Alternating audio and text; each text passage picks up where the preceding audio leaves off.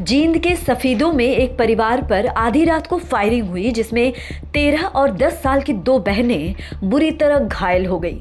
गंभीर हालत में उन्हें पीजीआई रोहतक रेफर किया गया। पुलिस के मुताबिक ये घटना बच्चियों के पिता नौशाद के साथ पुरानी रंजिश का नतीजा है।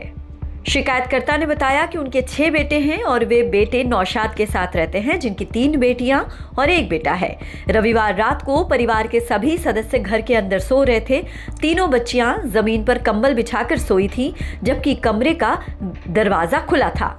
रात करीब 1 बजे गोली चलने की आवाज आई।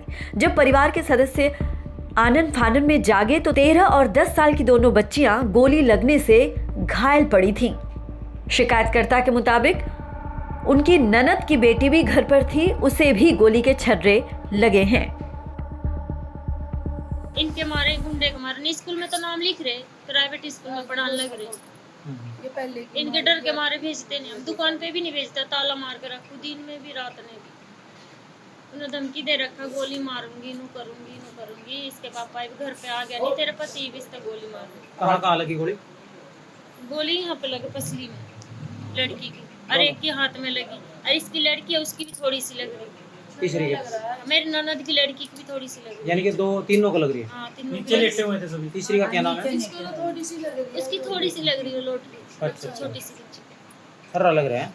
हाँ, तो क्या मांग करते क्या हो? नाम बताया आपने? बस इसका तो बढ़िया सी सजा होना चाहिए जी। ज्यादा इन्हें तंग कर रखा, चौथा बार मार के गया ये। चौथी बार मार के गए। हाँ जी। शिकायतकर्ता की माने तो सोनू आपजा, मीता, राहुल, अजय, बीरू, सतीश जैसे कुछ नाम हैं जिनका बेटे नौशाद के साथ झगड़ा हुआ था। इसमें आरोपियों ने नौशाद के हाथ पैर तोड़ दिए थे। इस पर उन्होंने पुलिस को शिकायत देकर मामला दर्ज करवाया था। इसके बाद भी आरोपी उन्हें जान से मारने की धमकी दे रहे थे। डर की वजह से उन्होंने छोटे बेटे साहिल को तो बाहर भेज दिया था।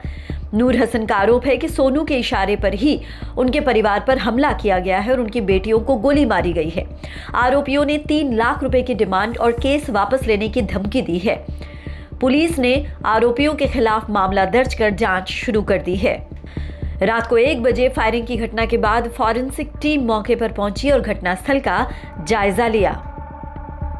जींद के सफीदों में एक दिल दहला देने वाला मामला सामने आया है। दरअसल घटना की जानकारी के मुताबिक बता दें कि 17 अगस्त की रात को दो पक्षों में एक आपसी में कहासुनी को लेकर एक झगड़ा हुआ था और उसी झगड़े की बात को लेकर एक पक्ष ने दूसरे पक्ष पर करीबन रात के 1 बजे घर पर जाकर जो फायरवर्क का जो गेट बना हुआ था उसके अंदर से पिस्टल डालकर फायरिंग कर दी। परिवार जब सो रहा था तो उसमें 2 बहनें जो सामने खड़ी थी, तो जो फायरिंग है उसमें 2 बहनें गंभीर रूप से घायल हो गई। जो छर्रे हैं वो उनको चीरते हुए बाहर निकल गए। उसमें जो परिजनों ने इस घटना को लेकर जो पुलिस को सूचना दी तो पुलिस भी मौके पर पहुंची और आमजनों ने जो 2 सगी बहनें हैं उनको सफीदों के नागरिक अस्पताल में ले जाने का काम किया, जहां पर डॉक्टरों ने उनकी गंभीर स्थिति देखते हुए उनको रोहतक में रेफर किया गया, जहां पर अभी जानकारी मिली है कि उनमें से जो एक 13 साल की लड़की है तो उसकी स्थिति ज़्यादा क्रिटिकल बनी हुई है, तो दूसरी लड़की है वो भी अभी गंभीर अवस्था में है, लेकिन उसका दोनों का इलाज ही चल रहा है। लेकिन जिस तरीके से जानकारी मिली है कि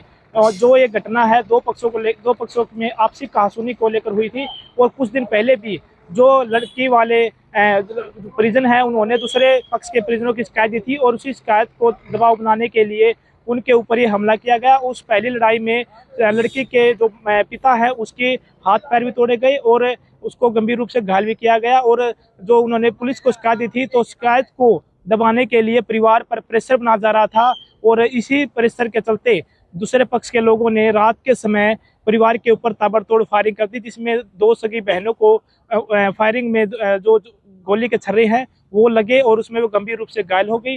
और जिस तरीके से पुलिस की सूचना मिली है कि अभी तक जो आरोपी है वो गिरफ्तार नहीं हुए हैं और इस मामले को लेकर पुलिस ने अपनी SIT की टीम है और अन्य भी जो टीमें हैं वो गठित की गई है और जल्द ही आरोपियों को गिरफ्तार करने की बात कही है। और इसमें बात सामने आई है कि जो ये घटना है वो कुछ दिन पहले जो आपसी उनकी लड़ाई हुई थी और उसी लड़ाई के चलते जो दबाव बनाने की जो कोशिश की जा रही थी शिकायत को उठाने को लेकर, उसी के तहत इस घटना को भी इल्जाम दिया गया है। अब जींद पुलिस इस मामले में बड़ी कार्रवाई कर रही है और देखने वाली बात है कि कब उन जो आरोपी हैं उनको जींद पुलिस गिरफ्तार कर पाती है। लेकिन अगर कुछ पिछले 40 दिनों की बात की जाए तो जींद में तकरीबन 20 से ज़्यादा मर्डर हो चुके हैं और ऐसे में कहीं ना कहीं जींद के कानून व्यवस्था है उस पर भी कहीं ना कहीं सवाल उठाना लाजमी है।